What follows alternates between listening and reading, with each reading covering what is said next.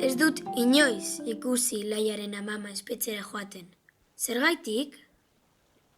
Bai, ongi ezagutzen dut nik Laiaren amama.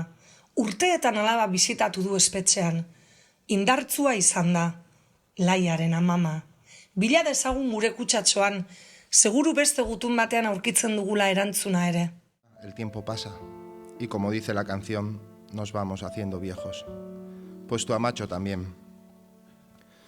¿Qué te crees? ¿Que solo envejecéis las jóvenes? Aquí fuera la gente también envejece, sí. Si vieras a la gente cómo está, te subiría la autoestima. Quiero decirte una cosa, Maitía. Lo he estado evitando todo este tiempo, que no he podido ir a visitarte, entre una excusa y otra. Pero no puedo ocultártelo más, Barkatu. Prefiero que sepas la verdad a que te hagas tus películas.